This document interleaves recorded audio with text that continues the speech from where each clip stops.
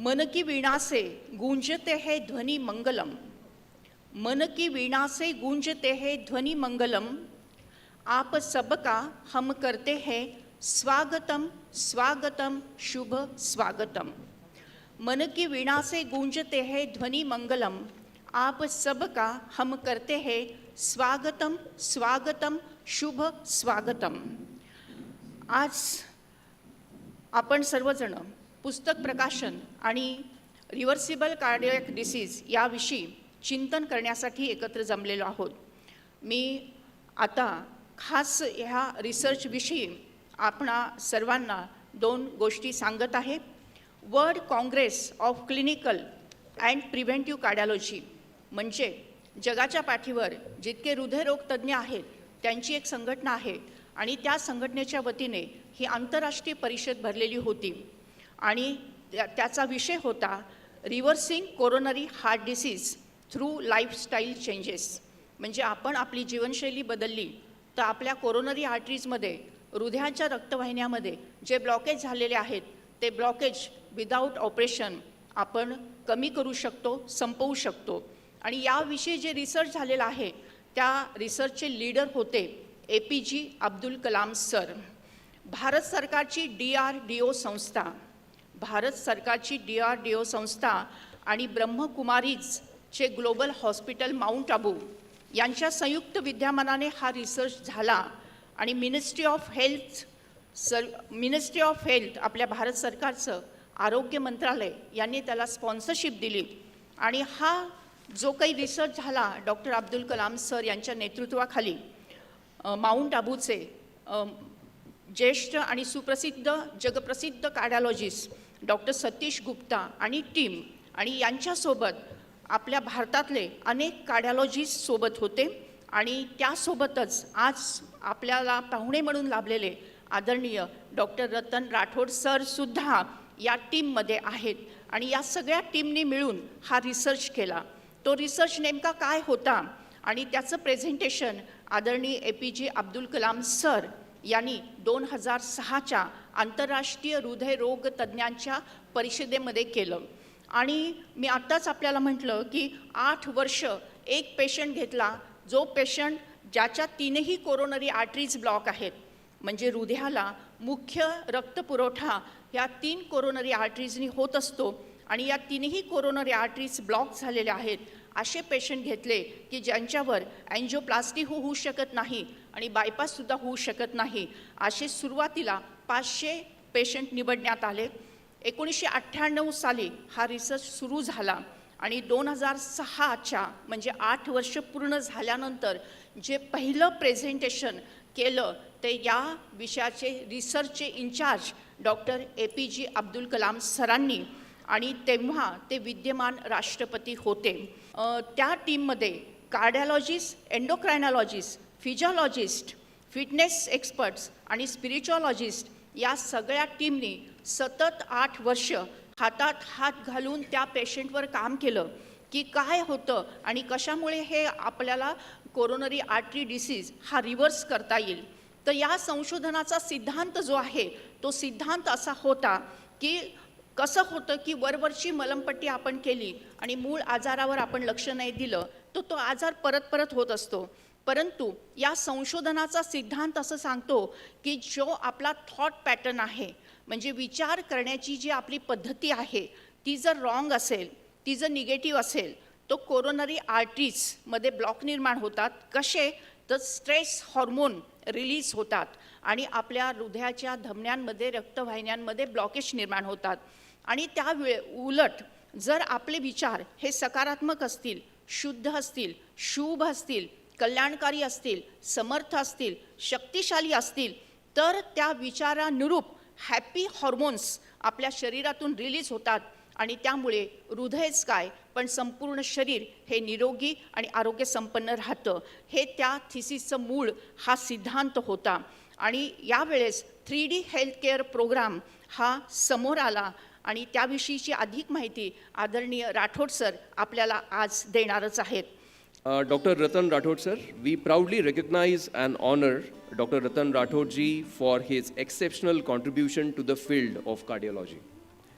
The Department of Preventive Cardiology at the Anand Rishiji Hospital, in collaboration with Mankaniya Trust, is proud to confer upon him the prestigious Hruday Ratna Award. Thank you, Dr. Rathorji, for being the beacon of healing, knowledge, and compassion. Om Shanti. नमस्कार. Good afternoon. आमच्यासमोर या प्रोग्रामला उपस्थित सभापती शिंदे साहेब, आमदार साहेब, पोपट साहेब आणि दुसरे doctor सगळे आणि आपण सगळे जे इथे आज जमलो या प्रोग्रामला, मी आपल्या सगळ्यांचा आभारी आहे. आपल्या सगळ्यांनी इथे माझ्या प्रोग्रामसाठी आपला वेळ दिला. मी फार फार आभारी आहे. मी आभारी आहे मानकन्हैया ट्रस्ट, आनंद ऋषी हॉस्पिटल, अहमदनगर, अहिल्यानगर, डॉक्टर सुधा कांकरिया, प्रकाश कांकरिया, वर्धमान कांकरिया, आणि मी आभारी आहे जितक्या लोकांनी हे प्रोग्राम अरेंज करण्यासाठी आपली मेहनत घेतली आणि मला जो सन्मान दिला, मी ह्याचं ऋणी राहील. तो अब मैं शुरुआत करता हूँ आज के प्रोग्राम से कि हमारी सुधा बहन ने जो किताब लिखी, इसमें क्या स्पेशल है. अगर हम देखिए मेडिकल की किताब, तो मेडिकल के किताब में क्या होगा, बीमारी क्या है, इसके कारण क्या है, इसके लक्षण क्या है, इन्वेस्टिगेशन क्या है और दवाई क्या है. लेकिन ये हार्ट की जो बीमारी है, इसका परमानेंट सॉल्यूशन नहीं है. एक बार अगर आपको बीमारी लगी, ये इनक्यूरेबल बीमारी है, हमेशा आपके साथ में रहेगी. जब आप जाएंगे, बीमारी जाएगी. इसलिए इसका जो इलाज है वो एक ही इलाज है, लाइफस्टाइल मॉडिफिकेशन. लेकिन लाइफस्टाइल मॉडिफिकेशन असली में है क्या, ये हम जानते नहीं. हम खाली एक्सरसाइज, डाइट, व्यायाम, डाइट पे कंसंट्रेट करते हैं. बाकी हमें जो रियल चीज़ है वो पता ही नहीं है. इसलिए क्या हो रहा है कि ये बीमारी हम रोक नहीं पा रहे. ये बीमारी बढ़ती ही जा रही है, बढ़ती ही जा रही है. हम कंट्रोल नहीं कर पा रहे. आज हम कहाँ चल रहे हैं, चंद्रमा पे जा रहे हैं, मंगल पे जा रहे हैं. लेकिन आज हम कोई भी बीमारी, हार्ट की क्या बीमारी, आप मलेरिया का हमारे पास इलाज नहीं, डेंगू का इलाज नहीं है. ऐसे बीमारी से लोग आज मर रहे हैं. तो सुधा बहन ने जो किताब लिखी है, इसमें यही दिखा है कि हम अपनी बीमारी को कैसे ठीक कर सकते हैं. इलाज करने वाले तो हम हैं, परमानेंट आप हमारे गिराइक हो गए.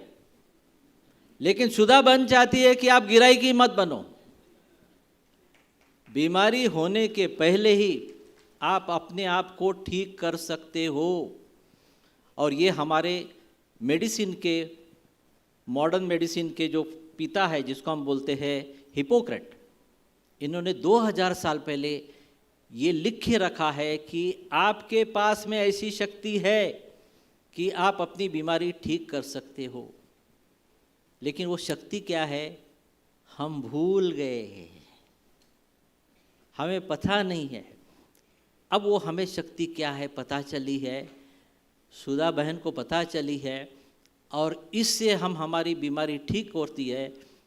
ये हमें खाली वर्बली बोलने से नहीं चलेगा. अगर सुधा बहन बोले कि आपकी बीमारी ठीक होती है, कैसे चलेगा, कुछ प्रमाण चाहिए. आज का आदमी को क्या चाहिए, प्रमाण दिखाओ भाई, एक्सपेरिमेंट दिखाओ कहाँ आपकी बीमारी ठीक हो रही है. तो हमने एक्सपेरिमेंट भी करके दिखाया, ट्रायल भी की, और ये ट्रायल 98 में स्टार्ट हुई. 1998 में स्टार्ट हुई. 98 से मैं ये प्रोजेक्ट से जुड़ा, और 98 में हमारे पास में थे केवल 3 पेशेंट. आज 10,000 से ज़्यादा पेशेंट है. 25 साल से ज़्यादा का ये ट्रायल है, और अभी भी ये ट्रायल चल रहा है. तो जो बेनिफिट हमको मिला, लोगों को मिला, हम हमारे भाइयों को क्यों न पहुंचाए. इसका फ़ायदा, इसी को उद्देश्य रखते हुए आज इन्होंने अपना जीवन, क्वालिफाइड ऑप्थेल्मोलॉजिस्ट है, ऐसे नहीं है कि कुछ गरीबी है, कुछ काम धंधा नहीं है। हाईली बिजी पर्सन अच्छी कमाई छोड़ छाड़ कर अपना सारा समय पब्लिक को कैसे फायदा हो, इसी के ऊपर चिंतन, और उसी वजह से आज इन्होंने ये किताब लिखा ताकि गरीब लोगों को ये किताब समझ में आए। अमीर लोग तो अपना इलाज कर सकते हैं, लेकिन गरीबों का क्या, गरीब तक ये बात पहुँचे, इसलिए इन्होंने बिल्कुल साधारण शब्दों में ये किताब क्वेश्चन आंसर के, क्योंकि आजकल हमको क्वेश्चन आंसर में ज़्यादा जल्दी समझ में आता है, तो इसलिए मैं इनको बहुत बहुत शुभकामना देता हूँ कि ये किताब के द्वारा बहुत सारे लोगों का भला होगा। और भगवान भी चाहता है, क्योंकि ये जो प्रोजेक्ट है इस प्रोजेक्ट को भगवान का भी आशीर्वाद मिला हुआ है। अब आप बोलेंगे डॉक्टर साहब भगवान आपको आशीर्वाद कहाँ दिया, कहाँ मिला आपको भगवान आशीर्वाद देने के लिए? ये मैं लास्ट में डिस्क्लोज करूँगा। मैं दूसरी बात, आपने देखा होगा कि ये जो प्रोग्राम इतना व्यवस्थित तरीके से शुरू हुआ, समाप्ति पर आया। हम बहुत जगह प्रोग्राम देखते हैं, लेकिन कुछ न कुछ गड़बड़ होती रहती है। तो ये प्रोग्राम चलाने के पीछे सुधा बहन का जो कार्य करने की प्रणाली, जिसको बोलते हैं हम डिसीजन पावर, ये डिसीजन पावर इनको आई कहाँ से? क्योंकि हम अब विद्यार्थी है स्वयं परमात्मा के, भगवान हमारा टीचर है, और जब इतना फाइनल अथॉरिटी हमारा टीचर है तो हमारे में परफेक्टनेस आनी ही चाहिए। तो आपने देखा होगा कि इनकी परफेक्टनेस कैसी है प्रोग्राम चलाने की, प्रोग्राम कंडक्ट करने की। इसलिए मैं बहुत बहुत आपको शुभभावना है मेरी, मैं आभार मानता हूँ कि आपने इतने अच्छे तरीके से ये प्रोग्राम रचा। अब हम टॉपिक पर आते हैं। अब कहते हैं कि हंसना बहुत ज़रूरी है, हंसते रहिए, मुस्कुराता रहिए और ताली बजाते रहिए। कहते हैं गधा कभी हंसता नहीं, गधा कभी हंसता नहीं, और गधा अगर हंसना शुरू कर दे तो समझ लो मनुष्य बनने के रास्ते पर निकल पड़ा है। और मनुष्य अगर हंसना छोड़ दे तो, इसलिए अभी आपको देखना है कि क्या करना है, आपको मनुष्य रहना है कि क्या करना है। अब हम देखते हैं कि हमारी जो बीमारी है, ये बीमारी बढ़ते जा रही है, बढ़ते जा रही है। 1960 में 1% ये बीमारी थी, आज ये बीमारी 12% 14% पे आ गई है, 12-14% पे बीमारी आ गई। यह प्रमाण देखेंगे कि 40% लोग हार्ट की बीमारी से मरते हैं, कैंसर से डबल। अमेरिका में प्रतिवर्ष 10 लाख लोगों को हार्ट अटैक, हमारे यहाँ पर प्रतिवर्ष 70 लाख लोगों को हार्ट अटैक। और अगर आप देखेंगे ये बीमारी 1960 में 1%, आज आप देखिए 14% के करीब करीब। अमेरिका, चाइना, जापान से आप देखिए 4 गुना, 6 गुना, 20 गुना ज़्यादा भारत में ये बीमारी है। और ये अब बीमारी, पहले हम बोलते थे 50 के ऊपर, अब ये बीमारी आ गई है 30 और 40 में कॉमन। हम तो 20 साल के भी बच्चे देखते हैं हार्ट अटैक के। अब हम देखें कि ये कारण क्या है कि हम बीमारी को रोक नहीं पा रहे हैं। क्या कारण है? हमारे पास अच्छी इलाज है, एंजियोप्लास्टी, बाईपास सर्जरी, लेकिन परमानेंट इलाज नहीं है। बाईपास करने के बाद 10 साल के बाद में आपका ब्लॉक हो जाएगा। बहुत अच्छा सर्जन है, 15 साल तक जाएगा, और 10 साल के बाद में मेजॉरिटी आर्टरीज 10 साल में बंद हो जाती है। और एक बार वो आर्टरी का बाईपास हुआ, वो आर्टरी फिर से बाईपास के लायक रहती नहीं है, खराब हो जाती है। एंजियोप्लास्टी भी जो है, किसी का 6 महीने में ब्लॉक होगा, किसी का 2 साल में, किसी का 5 साल, किसी का 8 साल, 10 साल चलेगा, फिर ब्लॉक होगा। तो परमानेंट इलाज नहीं है। तो परमानेंट इलाज के क्या है? हमारे पास है, जैसे मैंने कहा जैसे हिपोक्रेट ने कहा कि हमारे पास वो शक्ति है कि हम हमारी बीमारियां ठीक कर सकते, लेकिन वो हिपोक्रेट को ये नहीं मालूम था कि वो शक्ति क्या है।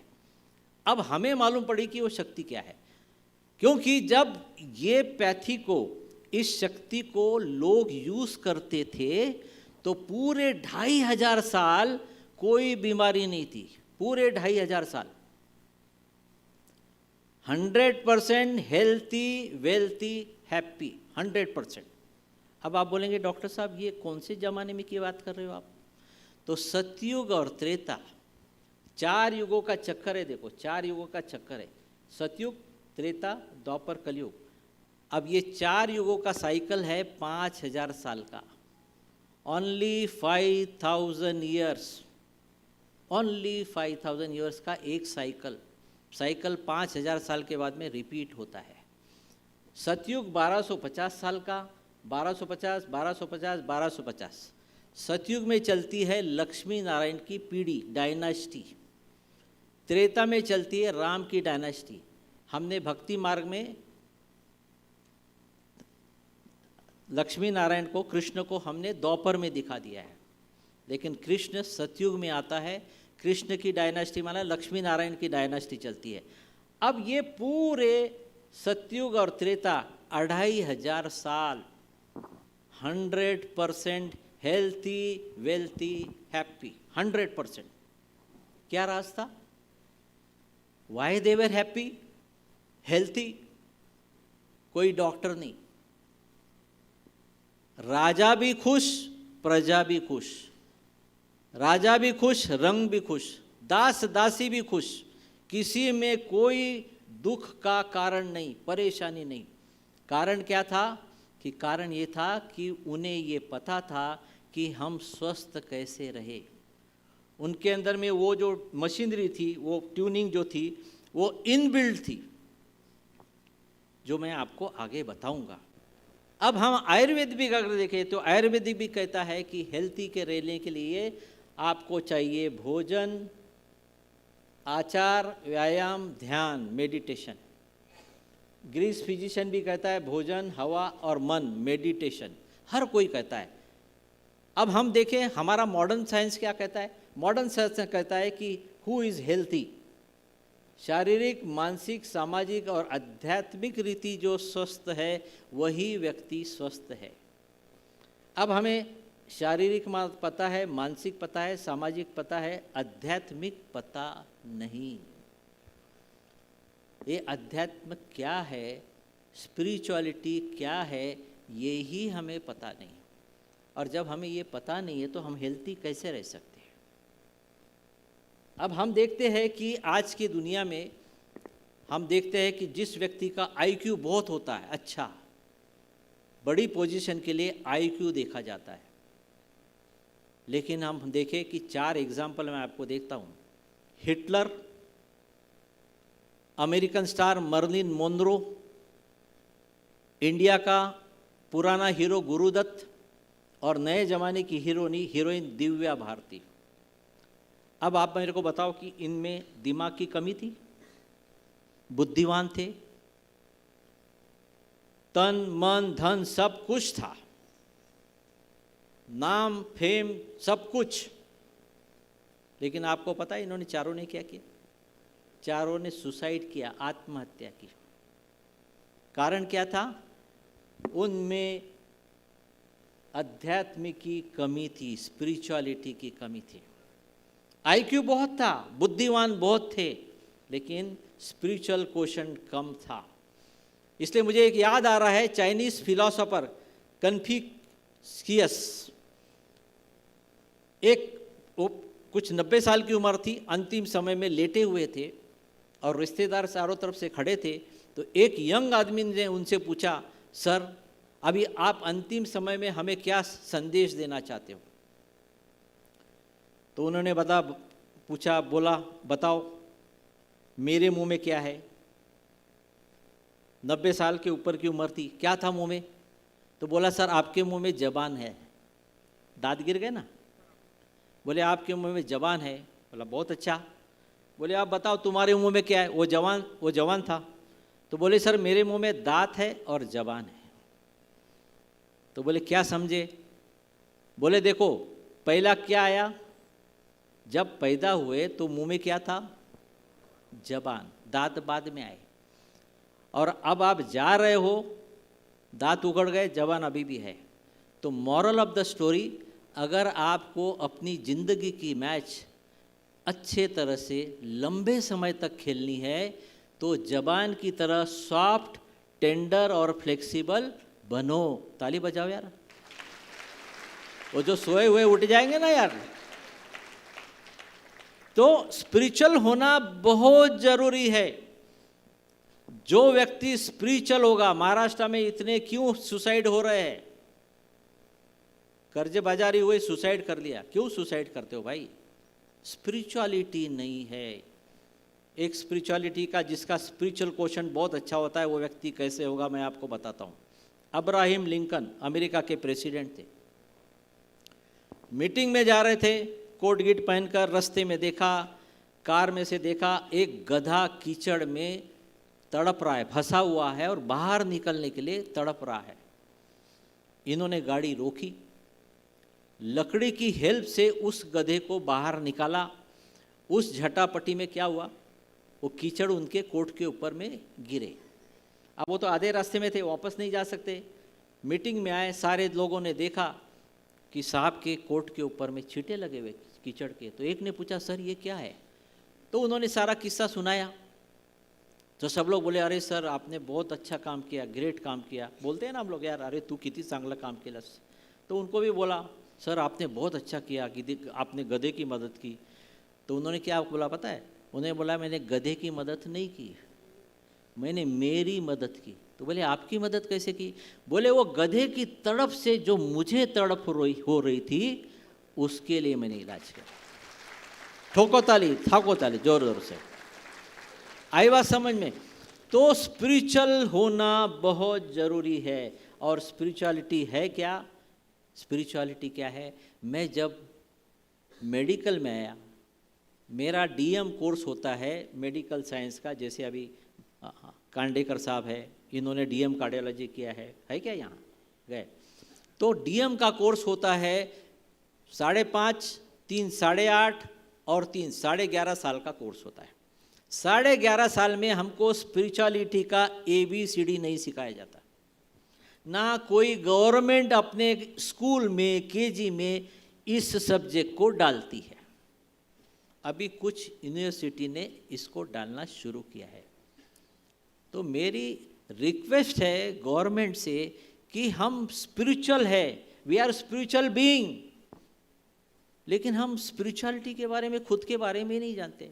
तो स्पिरिचुअलिटी माना अपने आप को जानना, अपने आप को जानना। हम अपने, हाँ हम है कौन यही नहीं जानते, हम खाली शरीर को जान रहे। अभी बोलते हैं ना हम लोग, मेरा नेचर ही ऐसा है यार, मेरा नेचर। मेरा नेचर मतलब तो मैं कौन? जब मेरा नेचर ऐसा है तो मैं कौन? ये मैं बोलने वाला कौन है कि मेरा नेचर नहीं जानते।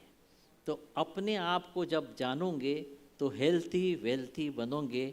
आगे में मैं आपको बताऊंगा। अब हम देखते हैं कि हमारे हार्ट अटैक के कारण, मेरे ज़माने में सिखाया जाता था ब्लड प्रेशर, डायबिटीज़, मोटापा, cigarette, lack of exercise, cholesterol का ज़्यादा होना। फिर बाद में देखा कि ये रिस्क फैक्टर न होने के बावजूद भी हार्ट अटैक आ रहा है। तो फिर ये कारण सामने आए, मानसिक तनाव, डर, फिक्र, चिंता, अकेलापन, गुस्सा, जलसी। अब ये शरीर के प्रॉब्लम है क्या? ये मानसिक प्रॉब्लम है, मन का प्रॉब्लम है। और मन क्या शरीर का पार्ट है क्या? कोई डॉक्टर, कोई साइंटिस्ट आपके ब्रेन में माइंड को डेमोन्स्ट्रेट कर सकता है क्या? नहीं दिखा सकता। पोस्टमार्टम में ब्रेन में माइंड नहीं दिखा सकता। तो फिर ये माइंड है क्या? कहाँ पर है ये? किसका पार्ट है? तो जब तक हमें ये नहीं मालूम पड़ेगा तो हम आपको ठीक नहीं कर सकते हैं। अब अकेलापन, बहुत सारे लोग हार्ट अटैक आने के बाद, ये भी रिसर्च हुआ है कि हार्ट अटैक आने के बाद अगर 6 महीने के अंदर जिन लोगों को इमोशनल सपोर्ट नहीं मिलता है, घर से इम्पोर्टेंट नहीं मिलता है, ऐसे लोगों में मौत का प्रमाण 2 से 3 गुना ज़्यादा होता है 6 महीने के अंदर। हाँ, इसलिए ये भी देखा गया है कि जो कुत्ता बिल्ली पालते हैं, फॉरेन में पालते हैं, उसी की हम लोग कॉपी करते हैं यहाँ पर। लेकिन बाहर वाले जो भाई बहुत डिसिप्लिन में रहते हैं, कुत्ते का इधर उधर प्रसाद नहीं बांटते। हम लोग तो इधर उधर प्रसाद बांटते रहते हैं। तो कुत्ता बिल्ली जो पालते हैं उनको हार्ट अटैक कम आता है। क्यों क्यों क्यों कम आता है? वो अपने इमोशनल शेयर करते हैं कुत्ते से।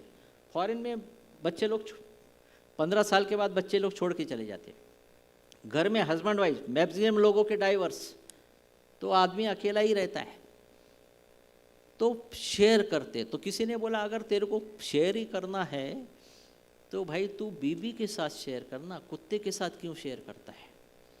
तो वो कहता है भाई मैं कुत्ते के साथ शेयर करने में मेरा फ़ायदा है। तो बोले क्या फ़ायदा है? मैं जो कुछ बोलता हूँ कुत्ता चुपचाप सुनता है, भौंकता नहीं है।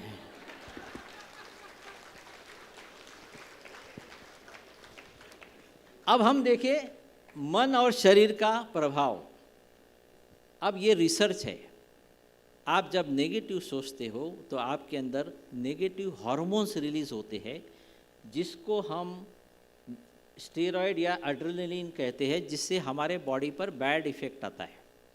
और जब हम पॉजिटिव सोचते हैं तो पॉजिटिव न्यूरोपेप्टाइड्स ब्रेन में निकलते हैं, जिससे हमारे अंदर खुशी के हार्मोन्स निकलते हैं, एंडोर्फिन, इनकेफेलिन। केवल आपके सोचने के तरीका, 2 स्विच है। आपने नेगेटिव सोचा, नेगेटिव स्विच ऑन हो गया, पॉजिटिव सोचा, पॉजिटिव स्विच ऑन हो गया। इसलिए क्या बोलता है वो वामनराव पै, तूच आहे तुझ्या जीवनाचा शिल्पकार। कसा? जैसा तुम सोचोगे वैसा तुम बनोगे। सोच, अब ये रिसर्च हो गया है कि जैसा तुम सोचते हो वैसे तुम्हारे बॉडी की रचना होती है, डेवलपमेंट वैसे ही होती है। आई बात समझ में? ये पॉलिटिशियन लोग इतने हेल्थी क्यों रहते हैं? क्योंकि ये हमेशा पॉझिटिव्ह सोचते। आमचे मामा होते आमदार, आता एक्सपायर्ड झाले, प्रदीप नाईक म्हणून, किनवटचे, अभी 6-7 महीने एक्सपायर। इतना पॉजिटिव। तो ये इनका जो ये बोले ना मैं 35-40 का क्यों दिख रहा हूँ, यही कारण है, पॉझिटिव्ह ही सोचते। आपण आता या वेळेला मिनिस्टर नाही तरी पुढच्या वेळेला होणार। अपन क्या सोचते थे, अभी मेरा कुछ नहीं हो गया यार, गया मैं काम से। ये नहीं, 5 वर्ष नहीं, 10 वर्ष नहीं, 15 वर्षानंतर बनू, हौसला नहीं छोड़ते।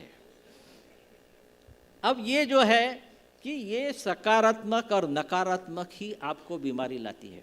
इसलिए एक एग्जाम्पल देता हूँ, क्योंकि जब तक मैं आपको एग्जाम्पल नहीं दूंगा आप कन्विंस नहीं होगे।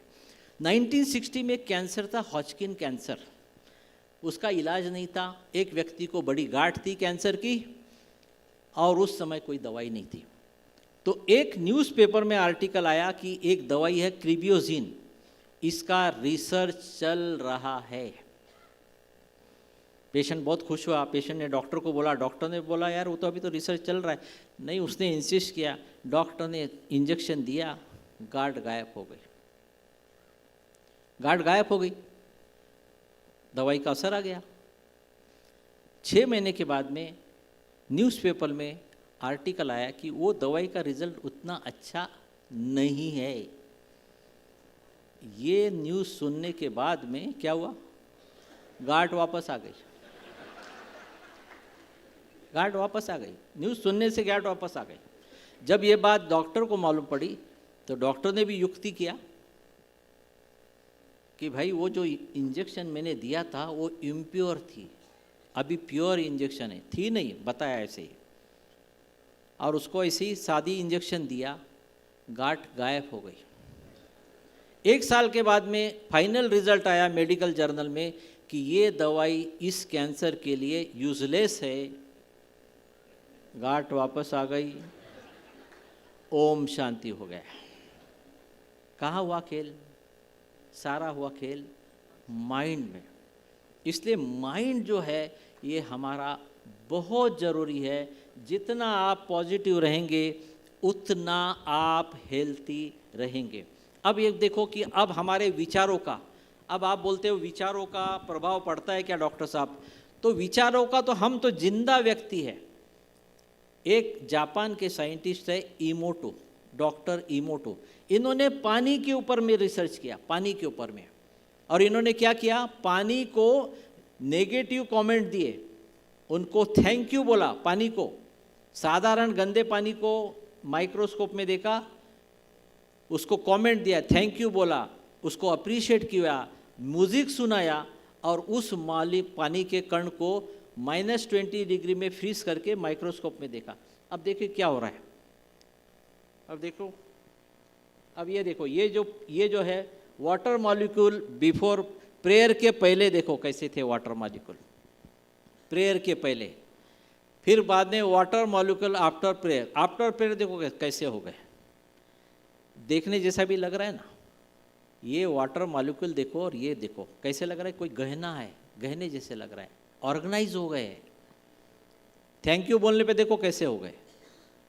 मैं तुम्हें मार डालूंगा, तुमने मुझे बीमार किया, देखो कैसे हो गया।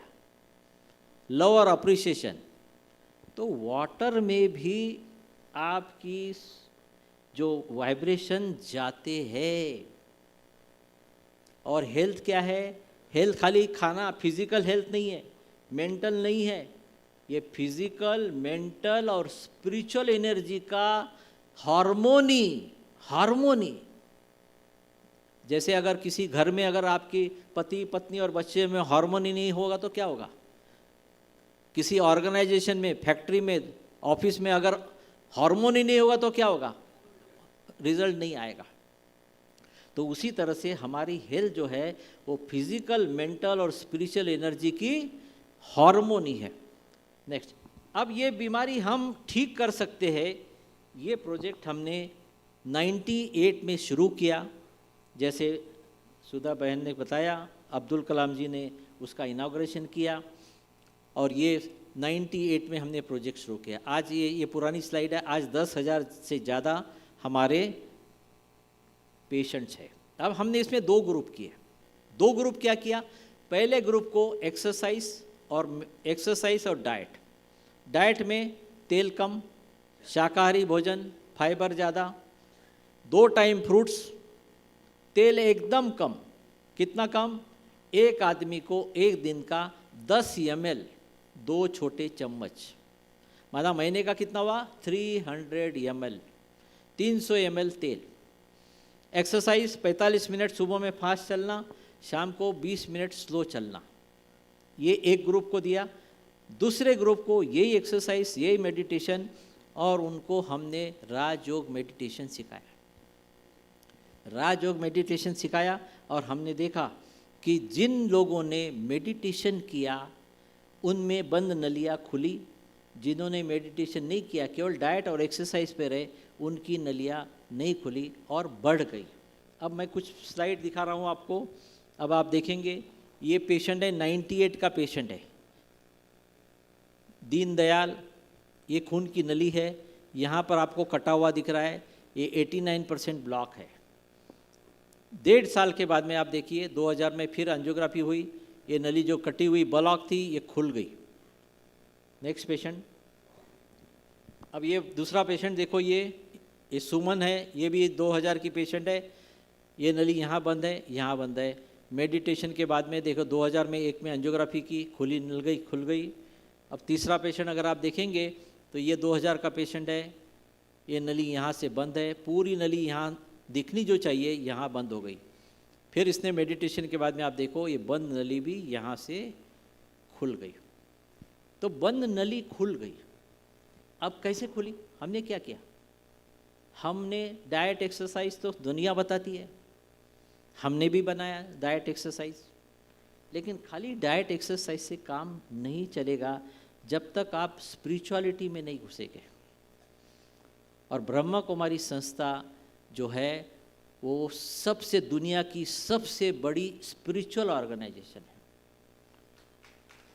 ताली बजाओ।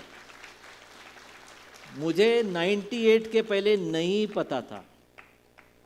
98 में जब मैं इस संस्था से जुड़ा तब मुझे ABCD XYZ मालूम पड़ा कि स्पिरिचुअलिटी है क्या।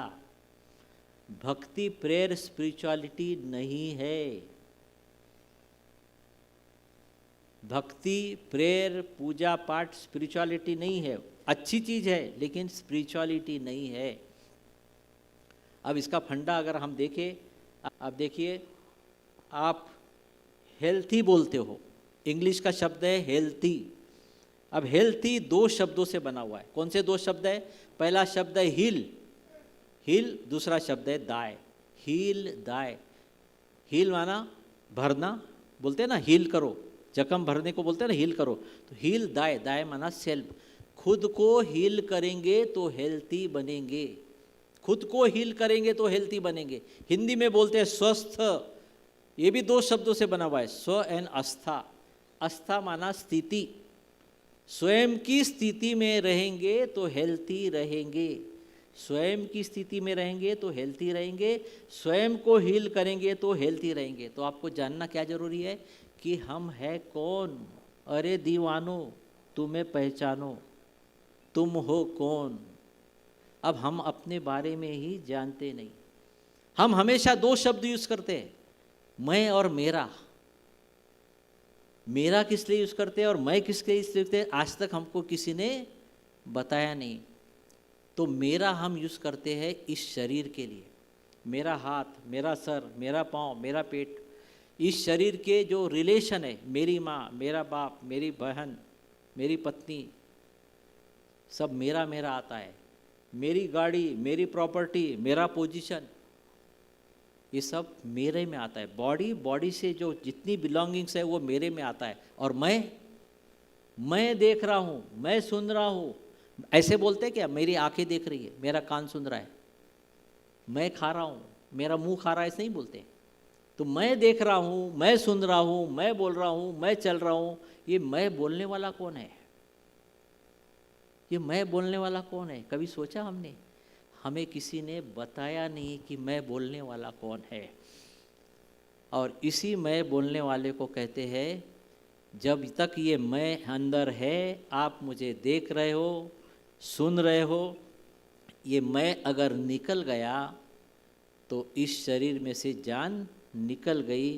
कोई घर में 2 घंटा भी नहीं रखता है, इतनी बदबू आती है। क्या निकला वो मैं? आत्मा, जिसको हम हिंदू आत्मा बोलते हैं, क्रिश्चियन लोग सोल, स्पिरिट बोलते हैं, मुस्लिम भाई रूह बोलते हैं। हम आत्मा है, स्पिरिचुअल एंटिटी है, लेकिन हम अपने बारे में ही जानते नहीं। अगर मैं आपको यहाँ पर बोलूँ कि मुझे 2 मिनट, अभी ये सभापति साहब है, वास्ट एक्सपीरियंस है दुनिया का, अलग अलग लोगों का। अब मैं सभापति साहब को बोलूँ कि मेरे को 2 मिनट केवल आत्मा के ऊपर भाषण दे के दिखाओ। अब ये सभा में 4-4 घंटे तक बात कर सकते हैं, लेकिन आत्मा पर 2 मिनट भी ये बोल नहीं पाएंगे। और हमारी ब्रह्मा कुमारी बहनें आपको आत्मा के ऊपर में 1 घंटे का भाषण दे सकती है। 1 घंटे का भाषण कैसे दे सकती है? ऐसी छोटी छोटी बहनें जो 5वीं पास है, 6वीं पास है, 10वीं पास है, हाईली क्वालिफाइड नहीं, कहाँ से इनको नॉलेज मिला? कौन दे रहा है इनको नॉलेज? कभी सोचो, इनको नॉलेज देने वाला कौन? कहाँ से इनको इतना स्पिरिचुअल नॉलेज मिला? ये संस्था 1937 के पहले नहीं थी, अभी आई। 90 साल हुए, 89 ईयर्स हो गए, और इनको इतना नॉलेज मिला कहाँ? और ये संस्था 89 ईयर्स के अंदर अभी 145 देशों में कैसे फैल गई? मुस्लिम देशों में कैसे फैल गई? रशिया, चाइना, जहाँ पर आप भगवान का नाम नहीं ले सकते, वहाँ पर भी ये फैल गई। कैसे फैल गई? आप अगर देखेंगे, हम बात करते इस्कॉन की, तो पूरे बॉम्बे में 2 मंदिर है इस्कॉन के। बॉम्बे के अंदर ब्रह्मा कुमारीज के 100 से ज़्यादा सेंटर्स है। ब्रह्मा कुमारी के आज 145 देश के अंदर में 9,000 बड़े सेंटर है और एक एक सेंटर के अंदर में, अब अगर मैं अहमदनगर का देखूं तो एक सेंटर के अंदर मेरे ख्याल से 30 से 40 सब सेंटर्स है। तो मैं सब सेंटर की बात ही नहीं कर रहा हूँ, बड़े सेंटर की बात। तो मैं आपको ये सोचने पे मजबूर कर रहा हूँ कि आप सोचो कि ये संस्था इतनी पहल कैसे रही है। यहाँ पर इलेक्शन क्यों नहीं हो रहा है, कोई झगड़ा क्यों नहीं हो रहा है, पार्टीबाजी क्यों नहीं हो रही है। नहीं तो हम देखते हैं कि पार्टीबाजी इलेक्शन में क्या क्या होता है पोस्ट पोजीशन पाने के लिए, और यहाँ पर कोई पोस्ट पोजीशन मारामारी नहीं, कुछ नहीं।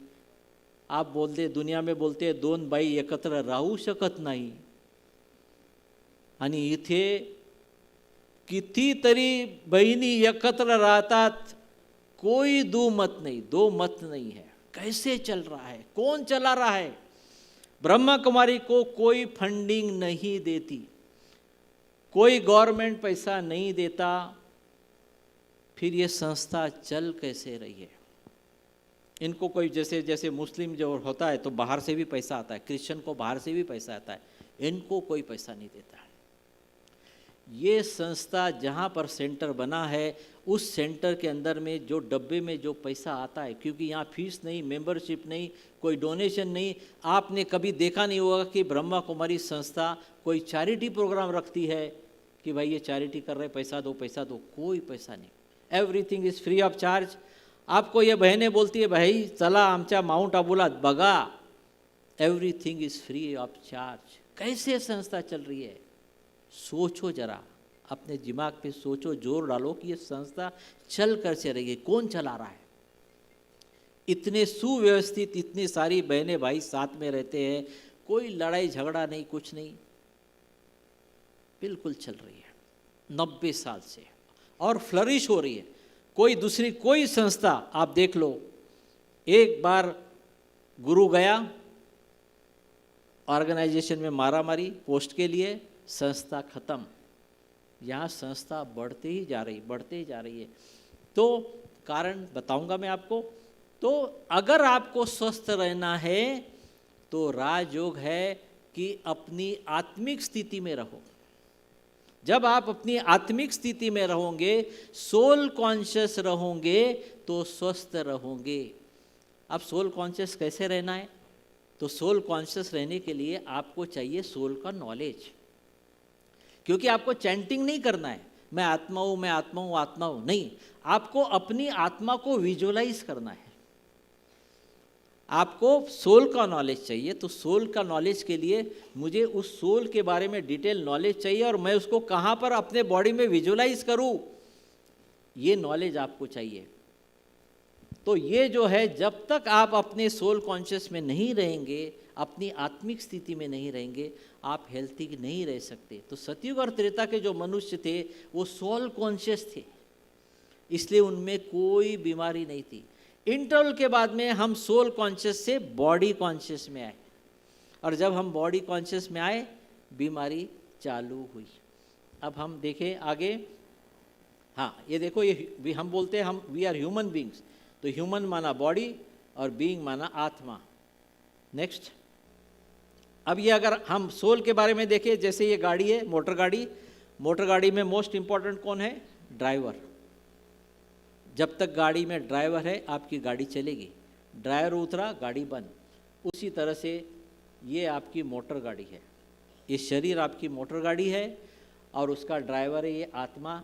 जहाँ पर हम माताएं बिंदी लगाती है, अब हम तिलक लगाते हैं, तो ब्रेन के अंदर में, ब्रेन में ये आँख के 1.5 इंच अंदर हाइपोथैलेमस पिट्यूटरी एक्सिस होती है, जहाँ पर ये आत्मा का निवास स्थान है, जहाँ से पूरी आत्मा हमारे बॉडी को कंट्रोल करती है।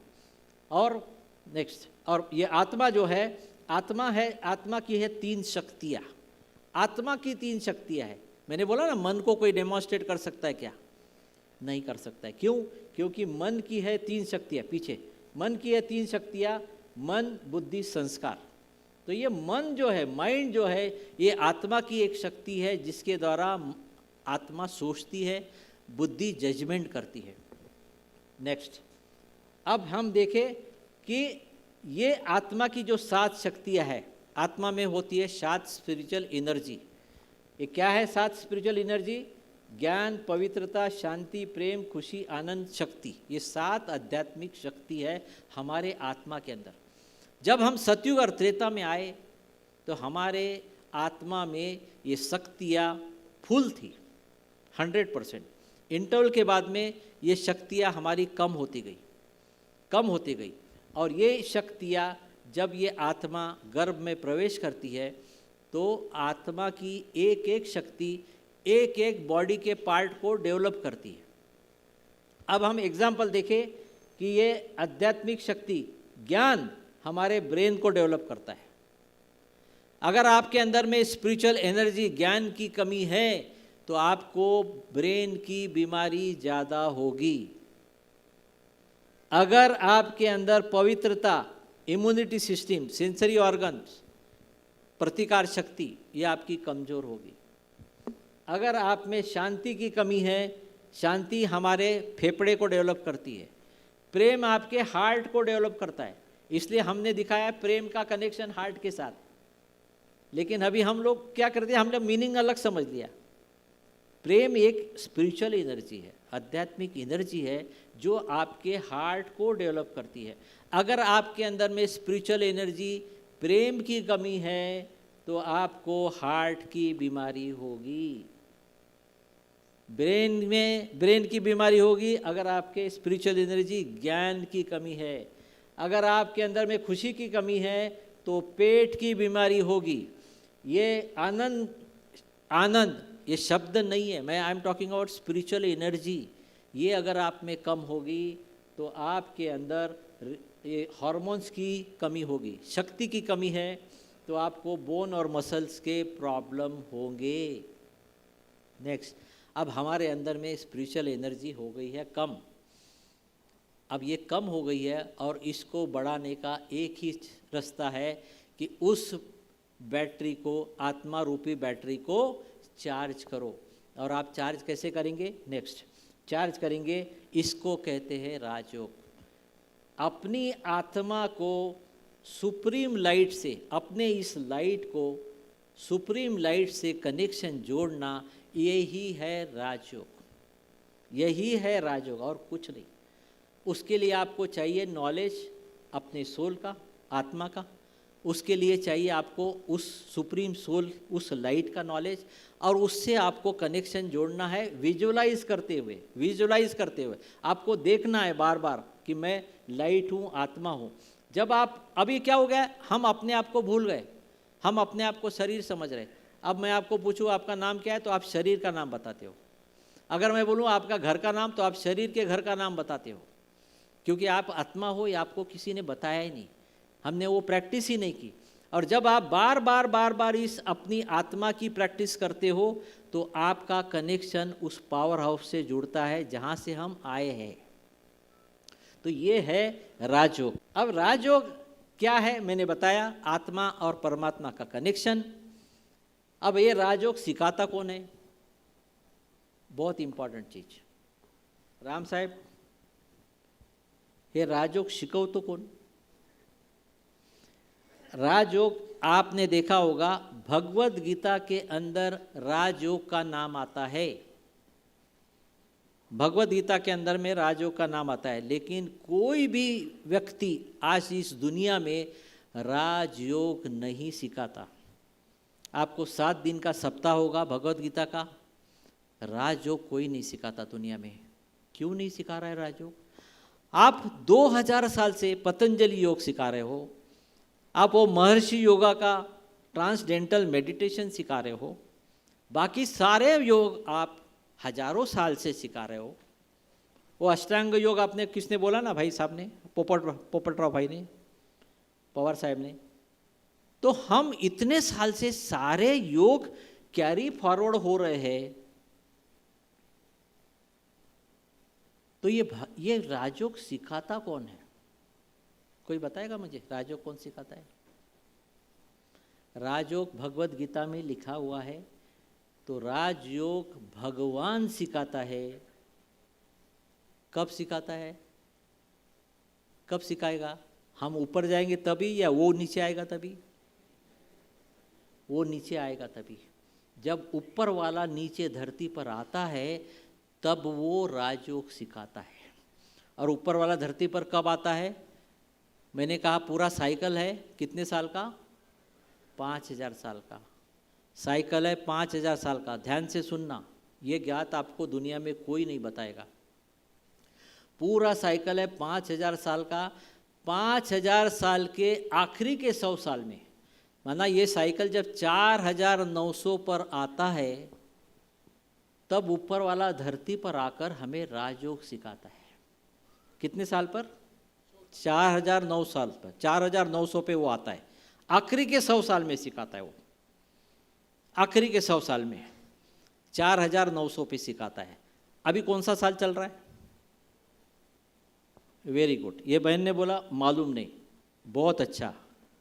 नहीं तो बहुत सारे लोग क्या बोलते पता है? बोले अभी 2025 चल रहा है। 2025 जीसस क्राइस्ट के डेथ से गिना हुआ है।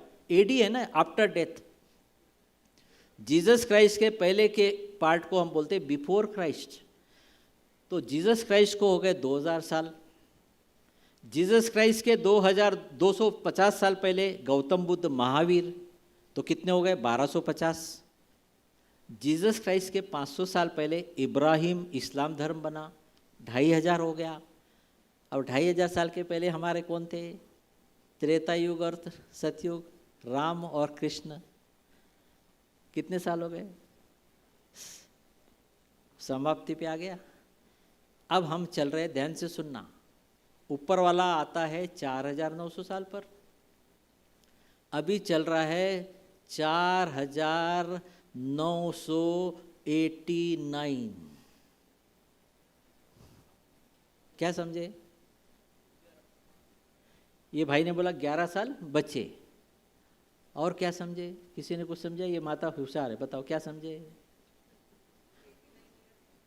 ये देखो, ये बहन ने क्या बोला? 89 ईयर्स ऊपर वाले को आके हो गए। आपने क्या लिया? खाली 11 साल बचे हैं। मैंने आपको इतनी बड़ी मैसेज दिया, संदेश दिया कि ऊपर वाला 89 ईयर से धरती पर आकर राजयोग सिखा रहा है और हम लोगों को राजयोग सीखने को मिल रहा है। इसलिए ऊपर वाला बोलता है, बच्चे मेरे हर बच्चे को संदेश दो, पैगाम दो कि मैं धरती पर आया हूँ, राजयोग सिखा रहा हूँ और राजयोग से आपके आत्मा के ऊपर लगे हुए पाप कटते हैं। अंतिम समय है, ये संदेश सबको दो। इसके निमित्त देखो कौन बना? सुधा बहन बनी। और आज सुधा बहन के माध्यम से ये प्रोग्राम आज हुआ। इस माध्यम से आज हमारे बड़े बड़े लोग आए, नहीं तो ये पॉलिटिशियन लोग कहाँ मिलते हमको? इतनी देर तो बैठते ही नहीं। हाँ, इतने बड़े बड़े लोग आज आए, कम से कम हमको सुना तो सही। माना नहीं माना वो आपका नसीब। हमारा काम है संदेश देना। हमने आपको संदेश दिया। तो सुधा बहन, आपका बहुत बहुत धन्यवाद कि आपके द्वारा भगवान ये संदेश देने का काम कर रहा है। और इसीलिए ये लोग निस्वार्थ कर रहे हैं, क्योंकि भगवान का काम कर रहे हैं, भगवान का मैसेज देने का काम कर रहे हैं, इसलिए निस्वार्थ कर रहे हैं। नहीं तो दुनिया में कोई निस्वार्थ काम नहीं करता। अपने भाई के लिए भी निस्वार्थ कोई काम नहीं करता। तो ये क्यों कर रहे हैं भाई? इतना अपना समय धन दौलत इतना खर्च करके ये लोगों को क्यों कर रहे हैं? क्योंकि भगवान का आदेश है, बच्चे मेरे हर बच्चे को संदेश दो, क्योंकि अंतिम समय है। अब ये नेक्स्ट आता है कि राजयोग आगे क्यों बढ़ा नहीं? जिस तरह से दूसरे सारे योग, भारत का प्राचीन योग महत्व है, इंपॉर्टेंट है, लेकिन वो प्राचीन योग क्या है? वो है राजयोग। लेकिन राजयोग ही नहीं पता। ये कैरी फॉरवर्ड क्यों नहीं हुआ? कोई बताएगा मुझे कैरी फॉरवर्ड क्यों नहीं हुआ? भगवत गीता में क्या दिखाया है? भगवत गीता में देखो क्या दिखाया है। भगवान वहां पर कृष्ण को दिखाया, बराबर। कृष्ण ने भगवत गीता सुनाई। कहां पर सुनाई? युद्ध के मैदान में। युद्ध के मैदान में भगवत गीता सुनाई। भगवत गीता खत्म हुई, उसके बाद क्या हुआ? युद्ध स्टार्ट हुआ। युद्ध स्टार्ट होने के बाद में क्या हुआ? कौरव चले गए। कहाँ पर भी पांडवों ने राज्य किया? फिर पांडव का क्या हुआ? वो दिखाया है कि पांडव हिमालय में गए और स्वर्ग में चले गए, कहीं पर राज्य करते हुए नहीं दिखाया। तो कौरव गए, पांडव गए, यादव का क्या दिखाया है? यादव माना कृष्ण की सेना, अक्षोनी सेना बोलते, इतनी सेना थी। तो यादव ने अपने पेट से मुसल निकाले और एक दूसरे के ऊपर फेंक के मर गए। मुसल माना मिसाइल, जो दिमाग से पैदा होती है ना। माता के पेट में कुछ पचता नहीं, बात पेट में तो रहती नहीं, बात तो यहाँ से होती है ना, लेकिन बोलने के लिए हम क्या बोलते, पेट में पचता नहीं। तो ये हमारे जो साइंटिस्ट लोगों ने जो मिसाइल बना के रखी है, वो काहे के लिए रखी है? तो हम अंतिम समय पे जब क्या होता है कि जब ये भगवत गीता का ज्ञान समाप्त होता है तो साइकिल खत्म होता है, विनाश होता है, और हम सभी आत्माएं जजमेंट डे के पास ऊपर जाते हैं और फिर से सतयुग का निर्माण होता है। और पिछला क्या हुआ ये किसी को पता नहीं, इसलिए राजयोग कैरी फॉरवर्ड नहीं होता। इस समय ऊपर वाला आकर राजयोग सिखा रहा है। 90 साल हो चुके हैं, आखिरी का समय चल रहा है। अब ये आपका नसीब में था, इसलिए आज आप यहाँ पर आए। सभापति साहब का भी नसीब था, वो यहाँ बैठे रहे, भले ही वो थोड़ा सोते रहे लेकिन सुनते रहे सुनते रहे। दूसरे आमदार साहब के नसीब में नहीं था, वो चले गए। वो पोपटराव जी के नसीब में नहीं था, वो चले गए। तो जिसके नसीब में था उसको उन्होंने यहाँ पर बिठा के रखा, क्योंकि आपको जो मैंने ज्ञान दिया है ये कोई किताबी ज्ञान नहीं है, स्वयं परमात्मा धरती पर आकर ज्ञान दे रहा है। सामने थर्ड वर्ल्ड वार है, सिविल वार है, नेचुरल कैलामिटीज़ है। तो हमारा एक ही उद्देश्य कि हर एक बच्चा, क्योंकि हम सब भगवान के आत्मा रूप से बच्चे हैं, शरीर का पिता अलग अलग है, हमारे सभी आत्माओं का पिता एक है, वो है निराकार परमात्मा शिव। इसलिए शिव मंदिर में कभी भी बॉडी फिगर नहीं दिखाते हैं, ज्योतिर्लिंग, ज्योति का आकार, ज्योति का लाइट का सिंबल दिखाते हैं। इसलिए हर धर्म लाइट को भगवान मानता है। इसलिए सबसे पहला मंदिर इस धरती पर बना सोमनाथ का ज्योतिर्लिंग। इसलिए रामेश्वर बना राम का ईश्वर, रामेश्वर ने शिव की पूजा की राम ने। वृंदावन में गोपेश्वर, गोपी का ईश्वर कृष्ण ने शिव की पूजा की। मक्का जो है वहाँ पर भी शिवलिंग के आकार का पत्थर है, जिसको मक्केश्वर संग ए अश्वत बोलते हैं। अरबी की पुरानी किताबों में शिव का नाम लिखा हुआ है, 1400 साल पुरानी किताबों में। मेरे पास पूरा, मैं ऑफिशियल मेरे पास बुक है, उससे मैं बता रहा हूँ, हाइपोथेटिकल बात नहीं कर रहा हूँ। मुस्लिम भी कहता है अल्लाह लाइट है, नूर है, अल्लाह पैदा नहीं होता। भगवत गीता भी कहती है मैं निराकार हूँ, ज्योति बिंदु स्वरूप हूँ, जन्म और मृत्यु से परे हूँ। और जीसस क्राइस्ट भी कहता था God is a kind light. और गुरु नानक भी कहता है एक ओंकार निराकार अजोनी सैभंग। अजोनी माना मैं योनि से नहीं आता हूँ, स्वयं पैदा होता हूँ। तो ये वही समय चल रहा है, ऊपर वाला धरती पर आकर फिर से नई दुनिया बनाने की प्रोसेस कर रहा है। और इस नई दुनिया में जब तक आप अति में नहीं जाएंगे, मराठी में माना है ना, अति तिते माती, जब तक आप अति में नहीं जाएंगे तो माती नहीं होगा। इसलिए आप देख रहे हो कि हर चीज़ में अति हो रही है। पॉलिटिक्स में आप देख लो अति हो रही है, मेडिकल प्रोफेशन में, इंजीनियरिंग प्रोफेशन, हर प्रोफेशन में अति हो रहा है, एक्सट्रीम हो रहा है। ये 40-50 साल पहले नहीं था। आप देख लो 50 साल के पहले लोग अलग थे, आज बिल्कुल बदल गया है, क्योंकि हम अति में जा रहे हैं। हर तरफ चोरी चपाटी, धोखा, बेईमानी, चीटिंग, फ्रॉड, करप्शन, रेप, क्योंकि हमको एक्सट्रीम में जाना है, क्योंकि अंत होना है। ऊपर वाला ऐसी दुनिया कंटिन्यू नहीं रख सकता, उसका ये पिक्चर ऐसे कंटिन्यू नहीं रख सकता, उसको बदली करना ही पड़ेगा, नहीं तो हमारा जीना मुश्किल हो जाएगा। इतना कहते हुए मैं केवल एक स्टोरी सुनाता हूँ और बंद करता हूँ। एक मल्टीनेशनल कंपनी का बहुत बड़ी महंगी गाड़ी में फास्ट तेज जा रहा था, इतने में उसके दरवाजे पे पत्थर लगा। गाड़ी रोकी, एक फरलांग गाड़ी आगे रुकी। उसने देखा गाड़ी के ऊपर में दरवाजे पे खड्डा। बहुत गुस्सा आया, इतनी महंगी गाड़ी। पीछे देखा एक बालक 6-7 साल का और एक 15 साल का बच्चा नीचे गिरा हुआ और व्हील चेयर। गया पीछे, वो छोटे बच्चे को बहुत डांटा, सब कुछ बोल दिया A to Z। वो बच्चा छूनता रहा, फिर बोला बता तूने ये पता है तेरे को इतनी महंगी गाड़ी है, मेरे को कितना खर्चा आएगा, तूने ये पत्थर क्यों मारा? तो वो कहता है कि ये मेरा भाई पैरालिसिस है, मैं इसको व्हील चेयर पे घुमा रहा था, व्हील चेयर के नीचे में पत्थर आ गया, व्हील चेयर लुढ़क गई, अब मैं इसको उठा के नहीं रह सकता हूँ, तो मुझे हेल्प की ज़रूरत है, इसलिए 1 घंटे से मैं गाड़ी रोक रहा हूँ, कोई गाड़ी नहीं रोक रहा, तो मुझे गाड़ी रोकने के लिए पत्थर मारना पड़ा। अब उसको बुरा लगा, उसने उसकी मदद की, बच्चे को व्हीलचेयर पे बिठाया और वो घर पे आया। उसके बाद में उसने उस डेंट को रिपेयर नहीं किया।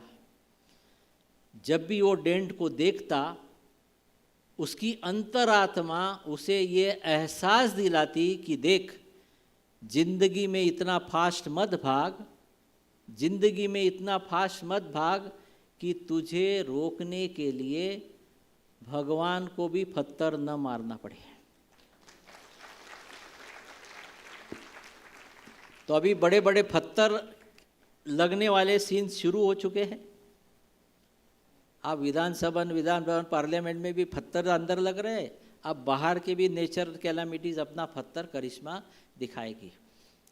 तो इतना कहते हुए मैं आपसे विदाई लेता हूँ और मैं आपका बहुत आभारी हूँ, स्पेशल आभारी हूँ, थैंक्स को सभापति साहब ने कि आपने हमको इतना सम्मान दिया कि आप यहाँ पर 4 घंटे तक हमारे लिए टाइम दिया, सुनते रहे।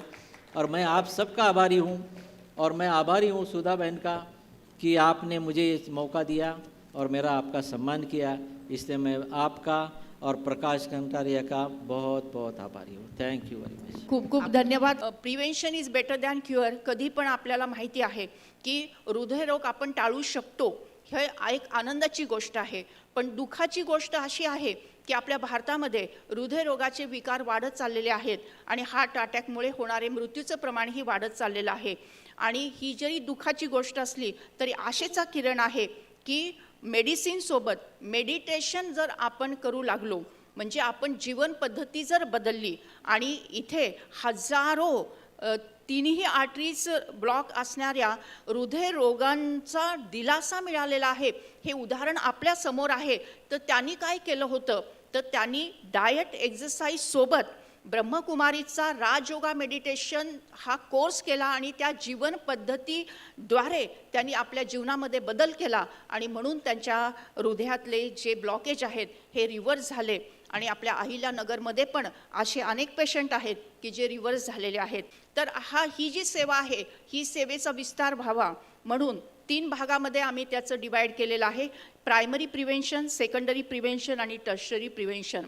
प्रायमरी म्हणजे शालेय वयोगटातल्या, विद्यालयीन वयोगटातल्या विद्यार्थ्यांना पहिल्यापासूनच याविषयीची माहिती देणं, आणि सेकंडरी म्हणजे ज्यांना हृदयरोग झालेला आहे त्यांच्यासाठी विशेष सेवा देणं, आणि टर्शरी म्हणजे ज्यांना हृदयरोग झालेला आहे आणि ज्यांची अँजिओप्लास्टी आणि बायपास असं काहीतरी सर्जिकल ट्रीटमेंट त्यांना मिळालेली आहे, यांनाही परत रिकरन्स होऊ नये म्हणून सेवा देणे. अशा 3 भागामध्ये ही सेवा विभागलेली आहे. फक्त अहिल्यानगरमध्ये नाही तर महाराष्ट्राचं आम्ही सेवा करण्याचं व्रत स्वीकारलेलं आहे. नमस्कार मंडळी. हृदयरोग आपण टाळू शकतो का? हो, नक्कीच टाळू शकतो. तो बरं कसा? एका आरोग्य संपन्न निरोगी जीवनशैलीद्वारा. खरंच? हो, अगदी खरं. कारण हृदयरोग हा बहुतांशी लाईफस्टाईल डिसीज आहे. आपली लाईफस्टाईल सकारात्मक झाली, निसर्गाशी सुसंगत झाली तर हृदयरोगच काय पण अनेक आजारापासून आपला बचाव होऊ शकतो. Prevention is better than cure. Yes, रोग होण्यापूर्वीच त्याचा बंदोबस्त झाला पाहिजे. आणि हो, याचीच माहिती देणारं एक पुस्तक आहे आणि नाव आहे हृदय आरोग्याच्या गप्पा गोष्टी. गप्पा गोष्टी? हो, गप्पा गोष्टी हेच माध्यम घेऊन राजयोगा जीवन पद्धतीच्या अभ्यासक डॉक्टर सुधा कांकरिया यांनी अत्यंत सोप्या भाषेत सहज सुंदर रीतीने अवघड विषय उलगडून दाखवला आहे. आणि हो, माननीय आरोग्यमंत्री प्रकाश आंबेडकर, माननीय महाराष्ट्र विधान परिषदेचे सभापती प्राध्यापक राम शिंदे, मुंबईचे माननीय हृदयरोग तज्ज्ञ डॉक्टर रतन राठोड, डॉक्टर अन्वय मुळे, नगरचे doctor Bapusaheb Kandekar, doctor Aniket Kataria, IMA महाराष्ट्राचे अध्यक्ष डॉक्टर संतोष कदम या सर्वांनी या पुस्तकाचं कौतुक केलेलं आहे आणि याची ऑनलाईन ऑडिओ बुक उपलब्ध आहे. जे हे पुस्तक घेतील ना त्यांना ऑनलाईन ऑडिओ बुक मोफत मिळणार आहे. हे पुस्तक सर्वांसाठी उपयोगी आहे. आणि मग आता तुम्ही म्हणाल हे पुस्तक नेमकं मिळेल तरी कुठे? तर या पुस्तकासाठी व राजयोगा मेडिटेशन कोर्ससाठी